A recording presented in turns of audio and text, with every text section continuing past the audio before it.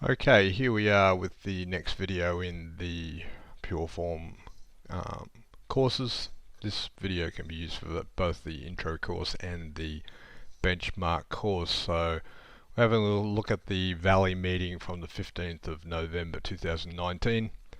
The beauty of night meetings are, of course, everybody's free, or most people to have a bet on a Friday night meeting. Disadvantage is the horses are usually sleeping at night, so there are some difficulties. Now, if you're going to be doing markets, which we're going to focus on in this race or this meeting to an extent, you really need to be betting when the rail's in the true position, especially at the Valley.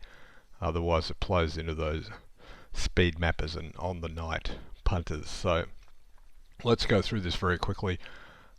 Race 1 is a 3,800 metre race for basically jumps riders. It's a high weight race. It's not the sort of race you really want to have a bet on.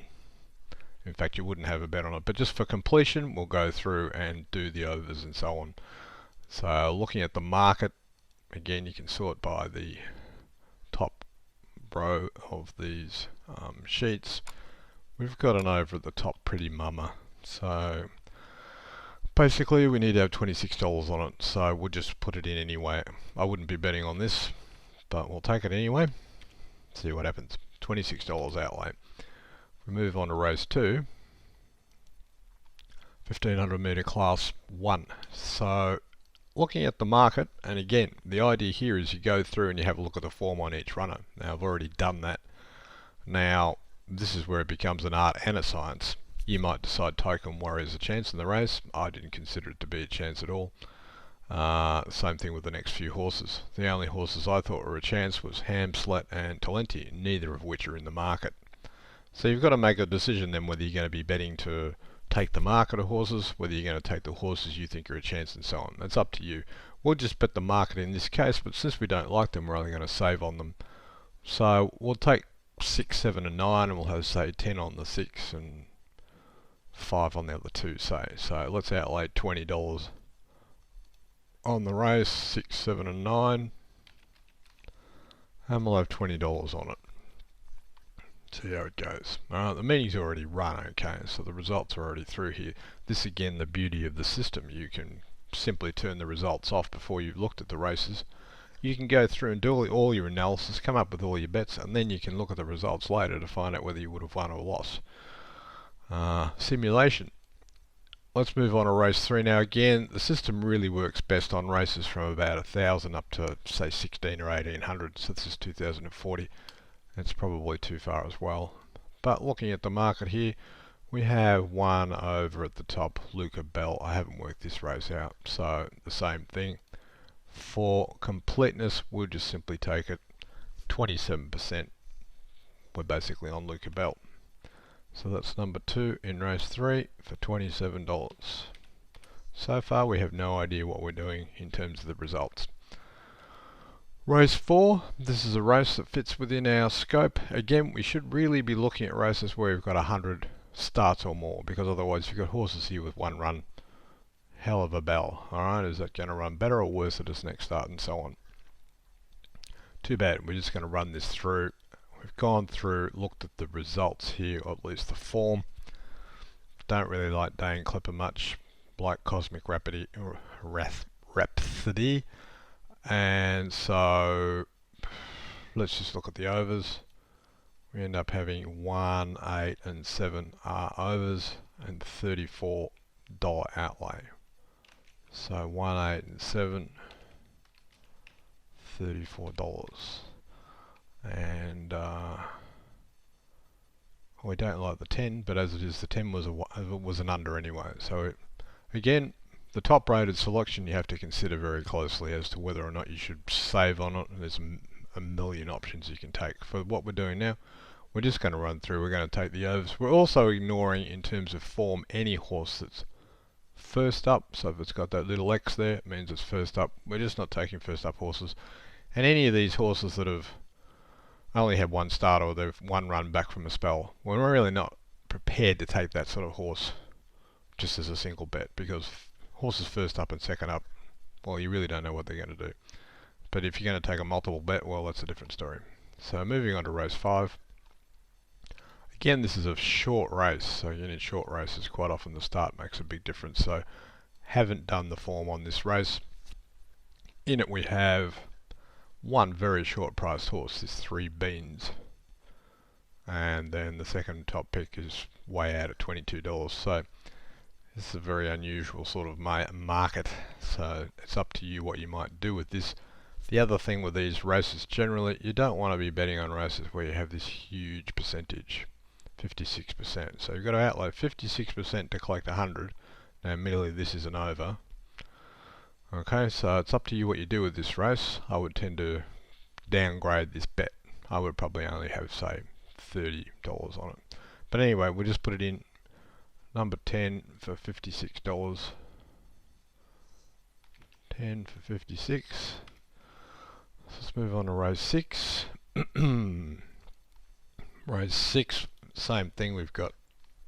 This time we've got a few horses at the top that we like, and well, one other one. So the other thing you can do is sort it according to the horses that you like. So in this race we've got 1, 2, 3, 4, 5, 6 that we think some chance. So interesting race. At the top we've got this Weather With You, which is priced at $2 and it's showing $26 on the market. So clearly there's a huge discrepancy there, which you would want to adjust this figure out a bit. You probably boost that out to say the same price as this other one. But anyway, we're just running this as it is. So if we have a look here, 50% outlay on the Weather With You. I think given it's $26, given we haven't adjusted the market, you wouldn't really want to bet $50 on this horse for the win. You would probably be looking at it from betting on it for the place somewhat, and so on. Again, there's many things you can do. We'll just simply bet it as it is. So the number 1, put 50 on it. So again, you can do a lot better if you manipulate things, but this is just an exercise. So race 7 is the 1,000 metre race, another short one, but 1,000 metres is okay. Now at the top we end up having, we don't like this as first up, so we're not having any first up horses. We've got some other horses that we think are chances in the race. And well, we got Can't Forget You, Dove's Cry, and Beauty Bee, which is a fair way down. So really, if you're expecting Beauty Bee to win, that would be ambitious, but who knows. So we would take the 13, the 8, and the 6. 13, 8, and 6, and we're going to outlay $20, it looks like. $20. So then we come to the last race. The last race, we've gone through the form. We like the top 4 plus a couple further down. Now these are all overs at the top. Well, actually this one $10.90 showing $10. Now again, you have to make a decision whether you're going to take horses that are slight unders. It's also second up, so it's got a few things against it. Good therapy. I would be suggesting in this case it's probably worth taking. However, that's up to you. The favourite in the race is first up, wherever that is. More Sundays, it was touted as some sort of champion, as it was. It wasn't. So anyway, and the second favourite really only looked to place chance. So this is a great race for some overs. Having a look at the race, we have all these horses, so we'll just take them all. The overs percentage, 48%. So we'll just outlay $48 on this last race. And there's a whole stack of them we need to take. 8, 4, 3, 5. Let's just do that. And plus the other ones. 8, 4, 5, 3, etc. Alright, so we're going to outlay $48. Okay, well, let's go through the results. I'll just put the results in and come back once that's done. Okay, let's run through the results very quickly. Looking at the market, we ended up having Pretty Mama. That ended up running second, so it ran okay, but it didn't win. So we lost on the first race, pretty much as expected. Race 2, same thing, we saved. The horses that we liked in the race, Talenti, end up winning. Hamslet run 4th. The other ones didn't run anywhere. The best we did was run 3rd with the over Zoo Storm. Now again, you can build overs into multiple bets. We're not talking about multiple bets for this particular meeting. The third race, again, Not an ideal race, the distance we're looking for. Small field as well. Small field over a distance is really, you're looking for probably a disaster unless you're going to be looking at some other factors to put into it. So Luca Bell didn't do anything, so we lost on that one. Race 4, Cosmic Rhapsody, can't say that word. This is our first winner. Seem to have lost the spreadsheet. So this is our first winner. Race 4, so we're going to have outlay $34, and we basically had $29 on Cosmic Rhapsody, which comes out to be 8 times 21. It's roughly 170. Haven't calculated out exactly here. It's 170 according to this, so we made 136. So we've covered our losses from the previous ones. Moving on to race 5.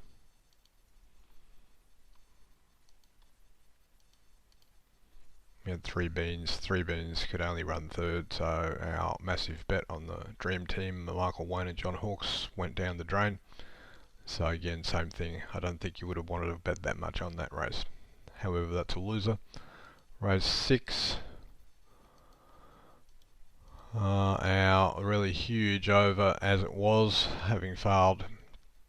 Actually, it said we weren't taking any horses as a single bet second up, so there's another rule broken. We shouldn't have really been taking this horse because it's only had one run back from a spell, and it was not what you would call a brilliant run. So anyway, we lost on that one.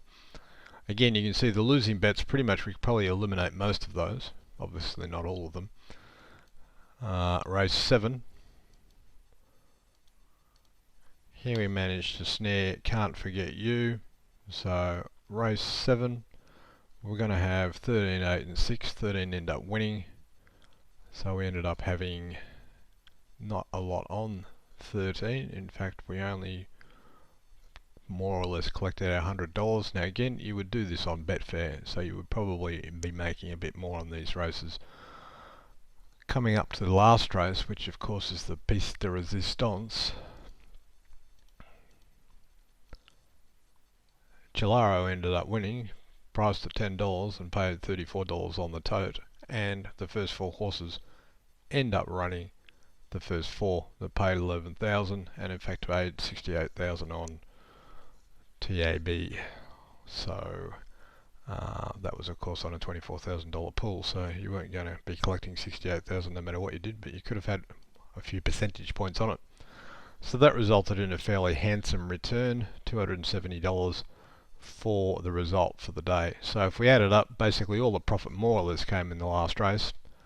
$259 profit on turnover, 92%. So again, this is an example of how you can go about doing overs punting on a particular meeting. Alright, so that's the end of this video.